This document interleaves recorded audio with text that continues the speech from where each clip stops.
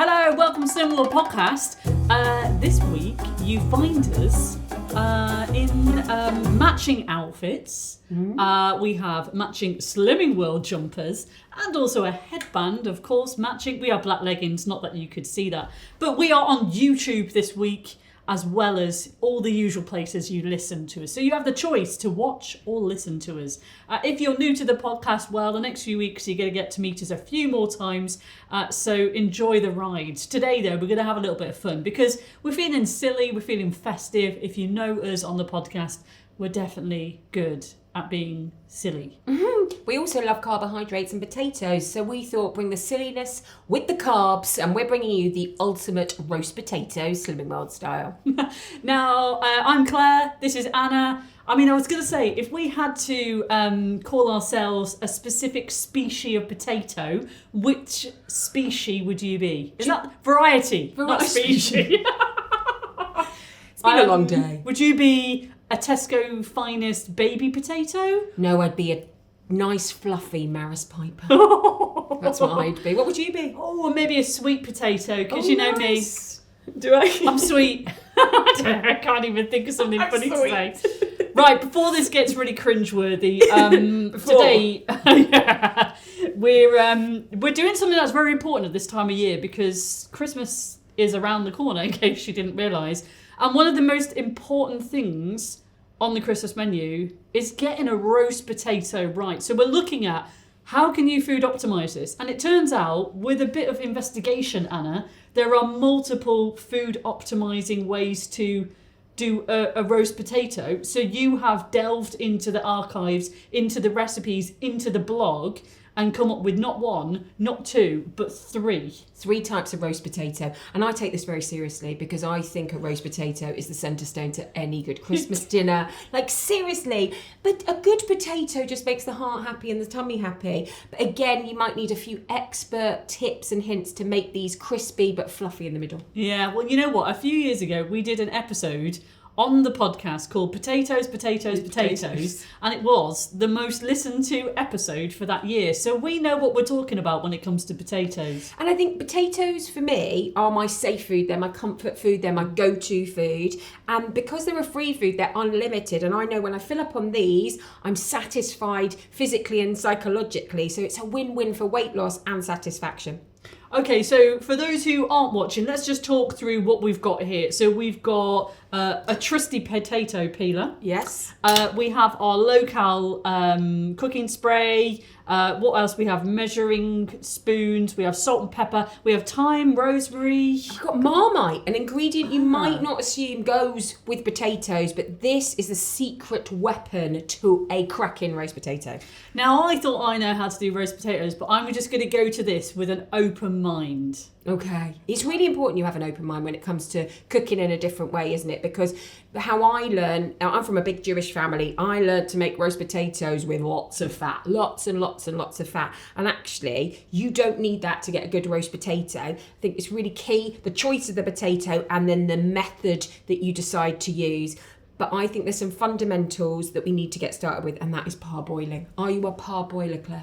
Oh, that's a tough one because one of the other favourites in our house is Slimming World chips. Oh, love a chip. And if I'm honest, I can't be bothered. Oh, you see, I used to be a girl that couldn't be bothered, and then I found the absolute difference in parboiling and not. You will get a fluffy inside and a crispy outside if you parboil. A fluffy inside and a crunchy outside. Oh, okay. That sounds like a tagline. No, but it's key because I think where I've gone wrong is I've missed out a step and thought I can't be bothered, and then I've had slightly not as good roast potatoes. But when I tried in preparation to make these, I followed the recipe to the T, and my little girl said, "Mummy, they are banging potatoes." So what more could you want?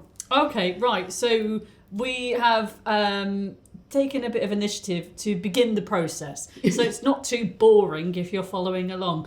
We have peeled 1, 2, 3, 4, 5, 6 potatoes. Now the idea of this is we're going to cut them all into the same size so that they cook at the same time. So, now that is clever. I'm never that careful. But you don't want a very small one that's got nearly burnt to the bottom, and then a slightly bigger one that is fluffy inside but not at all crispy on the outside. Well, should I do the chopping whilst you tell us what you're doing? So what we're doing here is we're going to chop these potatoes into potatoes of the same size, and then we're going to parboil for 6 to 8 minutes in boiling water. You could add a little bit of stock if you wanted to add some extra flavour. So cutting these up into the same size is really key. Then you are going to pop them into cold water because it's a root vegetable, and you're going to parboil for 6 to 8 minutes. Now it's really key that the parboiling is so that they're not fully cooked, but they are soft so that the crisping process can happen.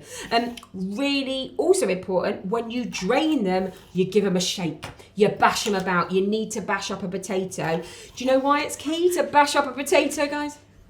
Why is it key? You need to bash up a potato, Anna. Because you get a crispy edge when you bash them up a bit, because you've got little edges, whereas these are very flat. Bash them up, there's more to catch the heat and make them crispy. Right. Okay. So, yeah, you need a potato like a Maris Piper because they do give you a little bit of fluffiness, okay? So we're chopping these up. I'm going to grab the pan so you can pop these in. Now we're going to do 2 different types of potato. We're going to do some with just 1 cow cooking spray, salt and pepper, and then what we're going to do with the others is we're going to add some fresh thyme and some fresh rosemary, because this will just give a little bit of more flavour into it. You can either put it in between the potatoes or you could pop it in with it. So I'm going to pop these into the pan. So we're going to do 6 to 8 more minutes boiling, then take them out and give them a good old shake. It's interesting that they say do it from cold water to boil. Yes. Because then I guess the poor little potato, I don't know, gets used to it.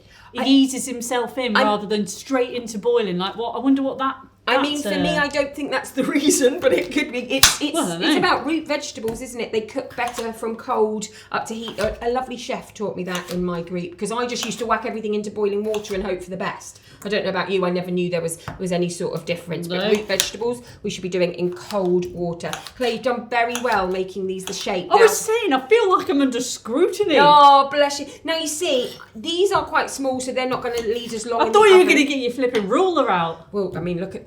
I said you were doing well. Look at the disparity. But again, what you need to look at when you're cooking these, if they are smaller, they won't need as long in the oven. If you were going to do ones like that size, they would need a little more time, wouldn't they? So we're going to parboil all these up. There's a bit of a mythology about whether you leave skins on or skins off as well, because it often says with lots of Slimming World recipes, leave the skins on. Well, you get the fibre, don't you, in the skin. So the next type of roast potato, we're parboiling them together, and we're going to do Marmite ones. We're going to do plain salt and pepper and the rosemary ones. So I'm going to talk you through what we do with the Marmite, because this is something that blew my mind. Should I get some water on and get these going? You could, yes. Are you a Marmite girl? Yeah. Okay, a lot of people don't necessarily like Marmite. Now, Marmite is the secret ingredient. What we're going to do with this is we're going to add 1 level tablespoon to some of the boiling water from the potatoes, and then mix all the potatoes in the Marmite mixture and then bake them in the oven. Now, you are a fan of a Marmite potato. They are so intense in flavour, but so crispy, aren't they, Claire? It really makes a huge difference. So something you might not have thought of, but is going to add that extra flavour and texture difference. With the 1 cow cooking spray with these potatoes, we're going to I like to coat the pan and then coat the potatoes and then mix it all up. And don't be afraid to keep using that fry light, because it is free and you will get a more kind of crispy outside the more of that you use. But let me show you about these ones. So these are new potatoes. And you can do these with standard potatoes, but I like doing it with new. These are hasselback potatoes. So quite simply, what you're going to do is you're going to chop these potatoes with a little slit. Now, I like to put in mine just a little sprig of rosemary. So you're going to cut them up and then put the sprig of rosemary. She says you're going to wedge it inside if you want to. So she can't wedge it inside. I'll help you. Yeah, and then cover these in fry light, and literally, that might be a better way to do it. Stick the sharp end on the bottom. She's not good at that, though. I get it kind of deeper. So again, you could do this just by laying it on the side, chopping it on the side. Cover those in fry light with your salt and your pepper. Look, she's getting right in there. It's Willard! It is. But again, you could nestle these if these aren't quite You can't quite. There you go. It's nearly cut though. How many podcast presenters do you need to wedge in a bit of rosemary into a potato? So these, what we're going to do with these, we're going to cover these in fry light and then teamwork. Bake these for about 30 to 35 minutes. Bake them. Yeah, roast them. Now, you could do these in the air fryer. Do bear in mind, if you're going to do them in the air fryer, it would be a slightly quicker process. So, however you want to cook them. You are a fan of the... I just stuck it in that one. You're a fan of the air fryer, aren't you, Claire? Are you laughing at my rosemary stuffing? Okay. Are you? This one is not working. No. I'm going to say the Marmite one I'm very excited about. Yeah, but these, you're going to see these when they come out. Now, tell me how you would cook your roast potatoes. You an air fryer girl? Are you a oven girl? Ooh. Oh, that worked well, didn't it? Yeah, that's the problem, isn't it, with Hasselback? They are a hassle to make. Yes.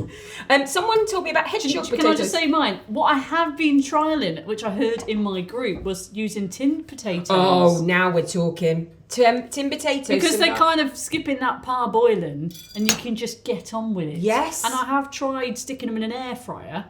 It's a bit harder to put things like Marmite on because they kind of, I don't know, they burn at the bottom of an air fryer basket. Yes. Whereas I think in a tray bake in an oven, it sizzles and you open the oven, you're like, ooh. They go really crispy though, don't they? There's something about a potato that makes me so happy. A little tip if you're doing tin potatoes, shake them up in that tin because you want to roughen up those edges so you get the crispiness. So I have already got in the oven some of these that I made earlier. Oh, right. Yes, so I've made some hasslebacks, some marmite and some rosemary and thyme. Well, I was going to say, while they're parboiling and we're just waiting for them to warm up, I feel like this is a suitable time, seeing as we're dressed for the party, that we should provide some light entertainment for a few moments. Okay, how would you like that to go? They're going to play some music and we're going to do some silly things and dance, just for a little moment. Okay. Thank you. Go.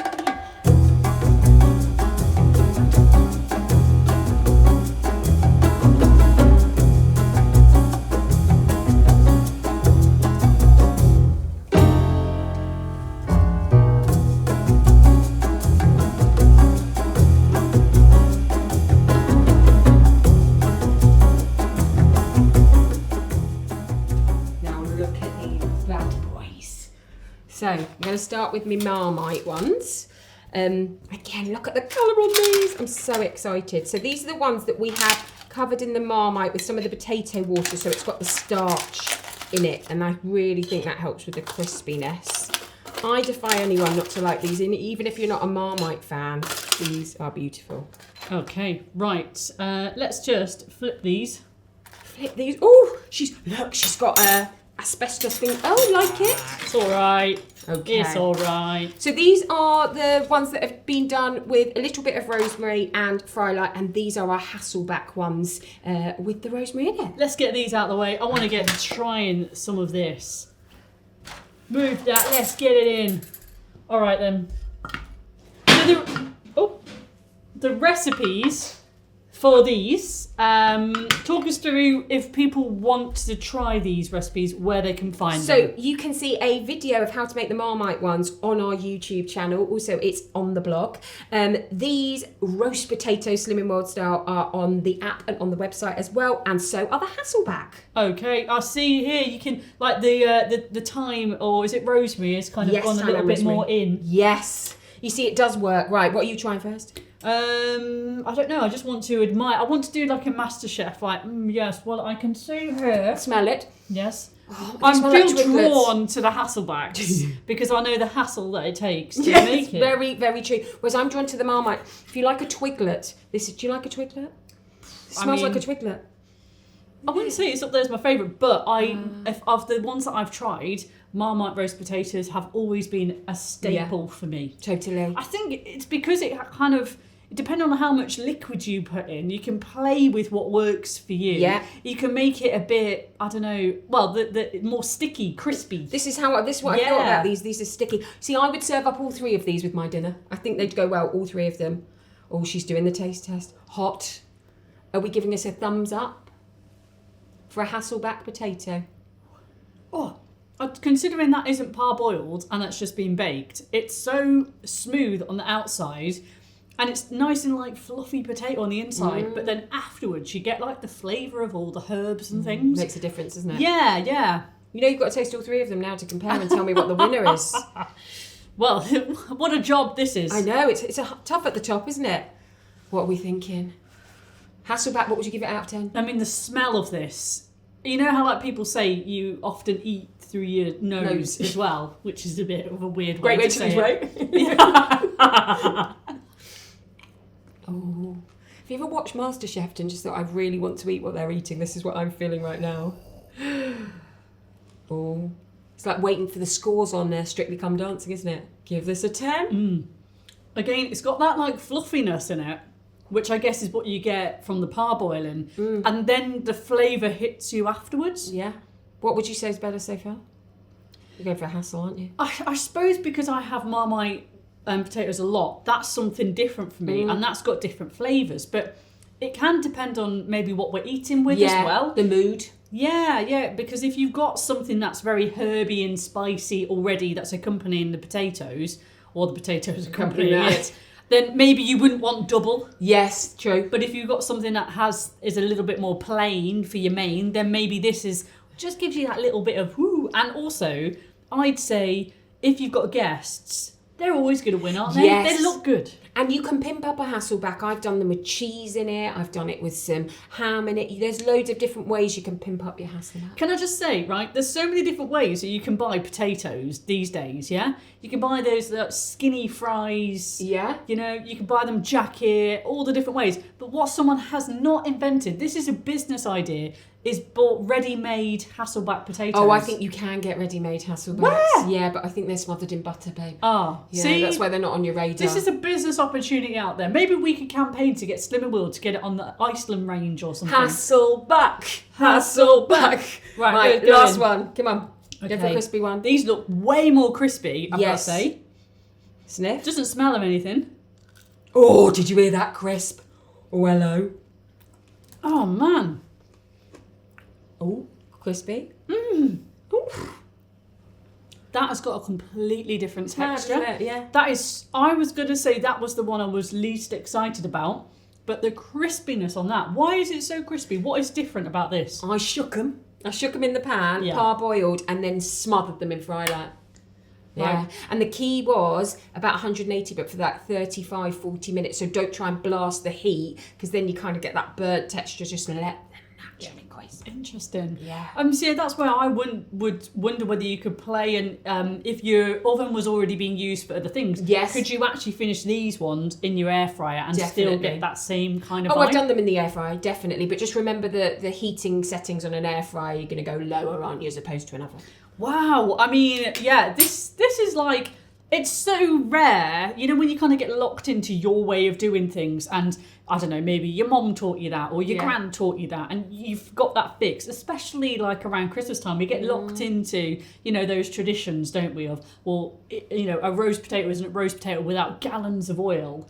We can't separate those things. Yeah. But actually, there are some choices that we can make in the next few weeks as the run up to Christmas that can be as simple as just swapping out the oil and maybe switching it for one of these recipes instead. Well, you've got to think these are unlimited because we've used 1 cow cooking spray and Marmite, whereas a potato done in oil for the average size potato is going to be at least 2 sins. So again, it's swapping those things out. You've still got your roasties, they're just cooked in a different way. And for me, a plate of these is like heaven.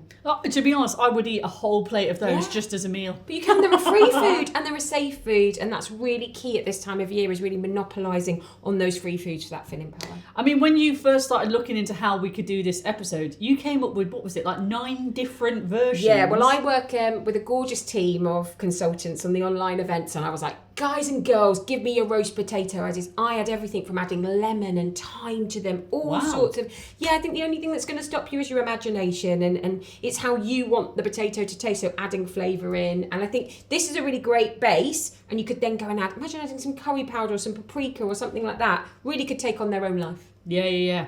Salt. I think I like a good salty potato. I do, yes. I've got pink Himalayan salt that I like to put on it. Ooh, well, that's the posh stuff. Now yeah, that's got what it in you a want garden for centre. Christmas. Yes, I did get it as a gift, a salt grinder in the tub. Yeah, again, thinking about those things at Christmas time that are going to really enhance your cooking. Stuff like that's a good one. Right, so if you've got a Secret Santa coming up with your Himalayan Slimming World salt. friends, Yes. what could you get? You could get them a Marmite, You could get them some potatoes. a fried eye, and a bag of new potatoes. Do you know, if someone came round my house with the ingredients for roast potatoes, I would give them the biggest hug, wouldn't you? Or consultants could put this This will be my... recipe for their raffle this week. Yep. Have you read my mind? Yeah. Guys, if you're watching, you've got this for raffle this week.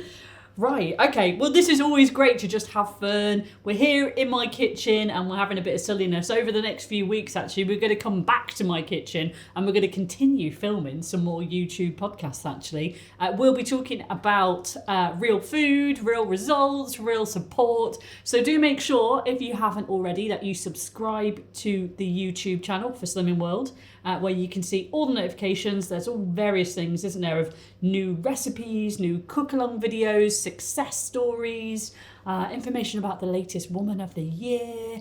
Oh, gosh. It's a great hive of activity, the YouTube channel. If you want some inspiration, whether it's cooking or real life stories, definitely get watching. Yeah.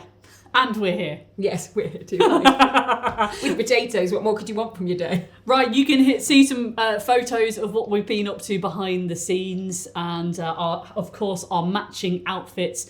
Do come and check out our Instagram at Slimming World Podcast. And, I'm going to just Goodbye. take this one and we'll see you soon. Bye. Bye for now.